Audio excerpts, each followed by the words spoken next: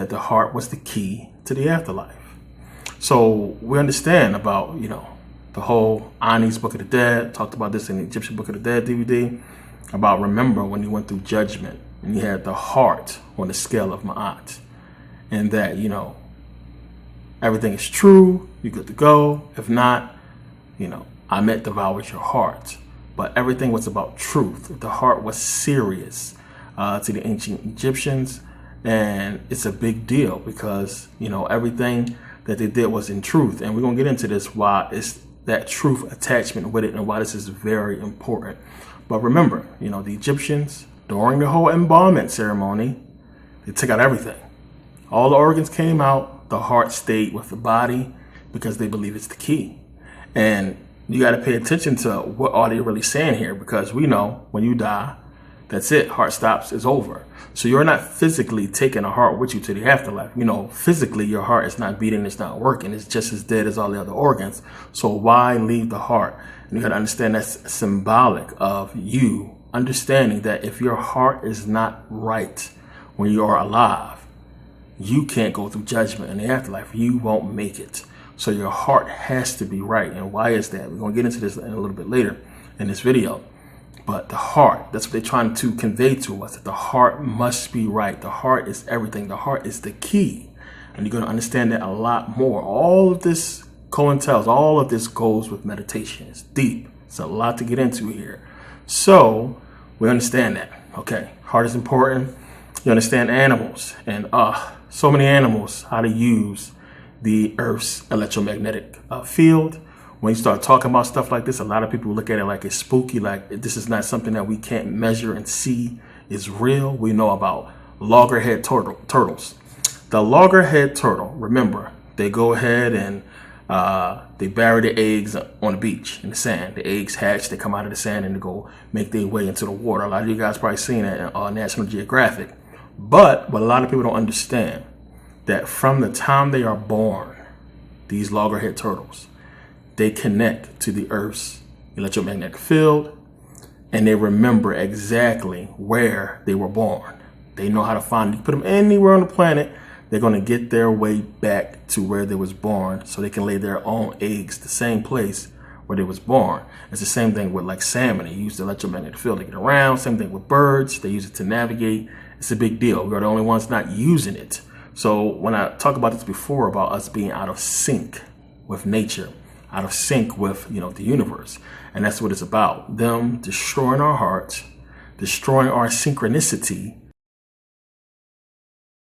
I talked about before how the ancient Egyptians told the Europeans that they needed to come back into melanin. So now, how do we even, come to this conclusion? Now, it's a lot of people who argue that this is something that didn't happen, but it's one of the things you got to understand. Like, everybody came into Kemet to learn. When you go back and you look at all of the ancient civilizations from that time, all melanated people across the world, everybody came into Kemet to learn, to study. The ancient Egyptians taught these people how to basically run their civilizations and taught them a lot of stuff. Now, when you go look at the ancient civilizations from around that time, we see every melanated civilization grew. Like, they took that knowledge and they did things with it. We see that the Asians grew their civilizations. We see that in India, they grew their civilization.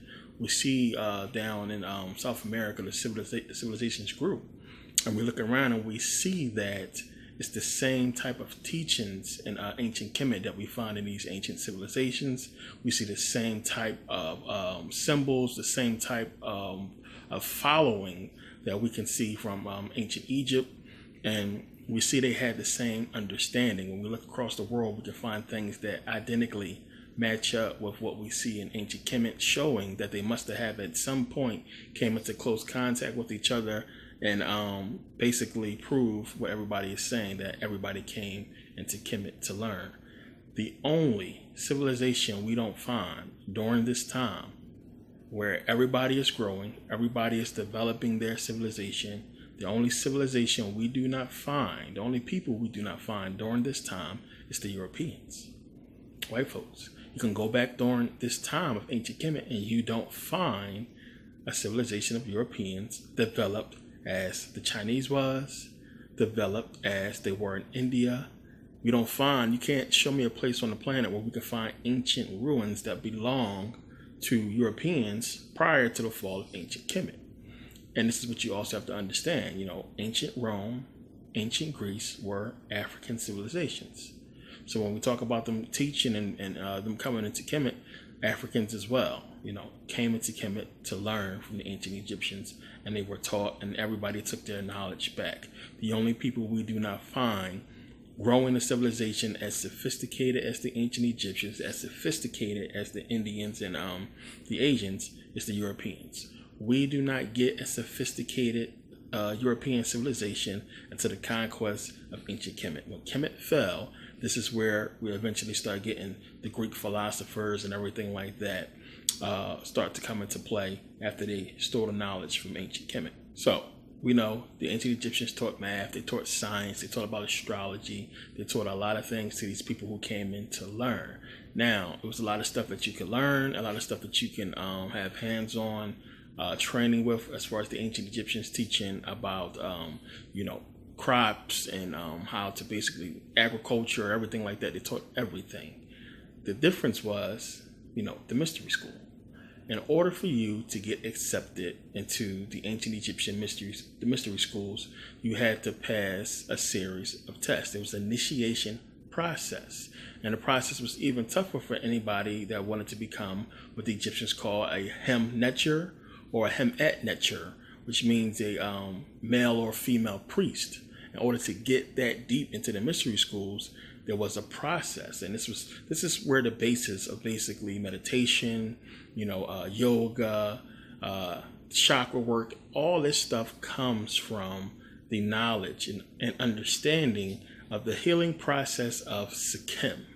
Now, it says here, Egypt was then the cultural center of the world where everyone sought wisdom and learning, and scholars came far and wide to study in the temples. However, few made it through the arduous process of initiation into the priesthood. Some did succeed and took their teachings back to their homelands, where they taught others the sacred art of healing, of mysticism. Over the years, the teachings changed as the teachers developed and grew with their philosophy until each system had its own distinctive feel and energy. Now understand, this process, this test you had to take, was a process of understanding how to feel energy. And it was a test that you had to take to prove that you can feel and understand different types of energy. This was a major part in the healing process and understanding how the ancient Egyptians were able to do a lot of stuff that they did. Now, one of the reasons why, of course, that the Europeans couldn't pass this process is because the calcified pineal gland. We also understand that having a lack of melanin played a role in you not being able to understand and pass this part of the initiation process and feeling energy and everything like that. So we know that, you had Thales, you had Plato, Aristotle, Socrates, Pythagoras. We had a few ancient Greeks that were allowed to study in the ancient Egyptian mystery schools. A lot of people say, well, they were Greeks. That's another thing you got to understand. A lot of these first, because there is not a long list, and it's something you really got to think about. Remember, we are living in a society that is controlled by the conquerors, not the conquered. So they are telling a false history, and it's up to us to be researchers and go out and to put forward what makes the most sense. And this is clearly one of the things that they hide. The thing is, there are so many reports and depictions that the first Greeks that were initiated into the mystery schools were black or indeed mixed race, mixed black and mixed Greek or mixed with something else, which is one of the reasons why they were able to pass the initiation process of the Sikkim and prove they were able to feel energy because they were melanated. And this is one of the things that is talked about in the book Black Athena, understanding that the original Greeks were black, of course, before conquest. And it's something I'm going to talk about in the Sacred Science Volume 1 that's coming up. This is a long series that's going to be good. But we're going to get into a lot of this stuff. But we're black. A lot of people know this already. When you look at the depictions we see of Socrates, a lot of people argue a lot of his features were black. And we know, as I said, about Black Athena And it's so much other things to point to this being so. The reason being, one, is there's only a small amount of Greeks that we could point to that actually made it into this part, the priesthood or the mystery schools of the ancient Egyptians. You would think it would be more. You would think it would have been a lot more information. And then also, you would think if they really got in there and got the knowledge that they need, it would be no need to conquer Kemet. So it's going to make a lot of sense in a second. But yeah, it says here, the origins of ancient Greek civilization. And it's commenting on the book by Barton Bernal. It says, Bernal rejects the theory that Greek civilization was founded by Indo-European settlers from Central Europe, which we know is bullshit. That theory, which Bernal calls the Aryan model, which it is, became generally accepted during the 19th century. Bernal defends instead what he calls the ancient model.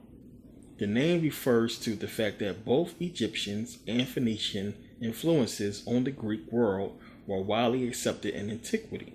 And this is easy for people to understand. One, you had the Aryans come down from the north after the Ice Age or what have you, started to come into what we know as Greece. And you had the Phoenicians there. Eventually, as the Greeks admit themselves, that they were the ones who basically, they got the alphabet from the Phoenicians, which the Phoenicians got the alphabet from the Egyptians because the Phoenicians were Egyptians. A lot of people get confused with the names. These are lazy black people, the Egyptians, Africans, whatever you want to call them. They, of course, was in that area. There's no reason for anybody to think otherwise, because we got to understand, one, if you're talking about Heraklion, which was that port, and we're talking about ancient Egyptians, Northern Africans being in that part of Africa for who knows how long. Of course, they would have, went north. Of course, they would be able to cross the Straits of Gibraltar to get over there from Spain and be in Europe, which they was. And if you ever flew from Egypt to Greece, it's not that far of a flight. It's really quick. You can fly right over there. Sailing, you can see how quick it would be to sail right across that area. It wouldn't take that long at all. On a boat, I flew back and forth between the two a few times. It wouldn't take them that long at all. But of course, they was in the area. And when you understand, the wars that happened, and when they came down and started to basically mix in and blend in with the ancient Greeks, how you got these mixed, Africans and Greeks, white people, Aryans, and that's how they were basically infiltrated themselves into ancient Greek society. So understand, the Europeans that were too far from melanin could not be, initiated into the mystery schools. They couldn't get in. They couldn't pass the initiation. They couldn't pass the process. So eventually we know the Aryans, what they would have been called at this point, would go and mix in with every melanated civilization across the planet. And it's something you got to think of, connect the dots. You're in Kemet.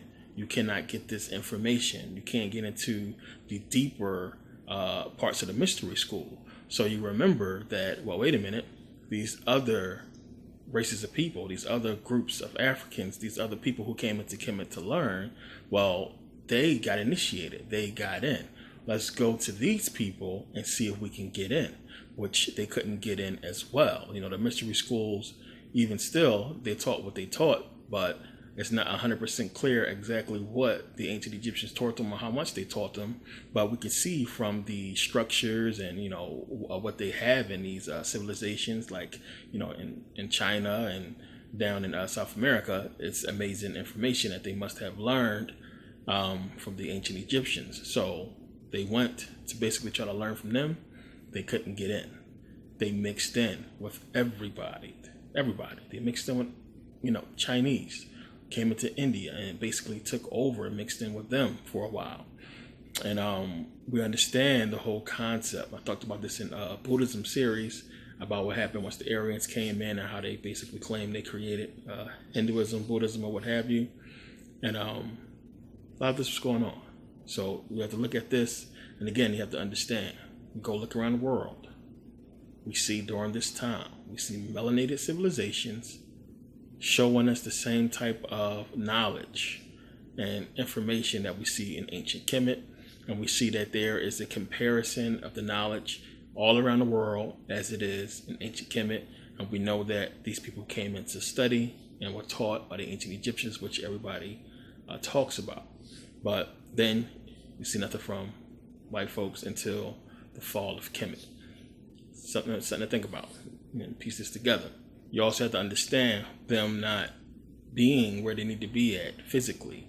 They couldn't really understand spirituality. They couldn't really understand what the ancient Egyptians was talking about or why certain things was even important. Imagine trying to get into this mystery school and you can't grasp the fact that you can't get in because of something that you should be able to do that these other people are able to do. They couldn't understand it. They couldn't wrap their head around it. And I'm going to show you guys in the Sacred Science series about, one of the reasons why this was possible, and also how Greek mythology, and this is another big thing. We talk about Homer and a lot of the ancient Greek writers back then. You got to think about who these people really was. So I'm going to show you guys how, when we're talking about Greek mythology, when we're talking about all these characters, Zeus and Zeus and Prometheus and all these other people, that the pantheon of Greek mythology, these people, these beings were created by the Black Greeks.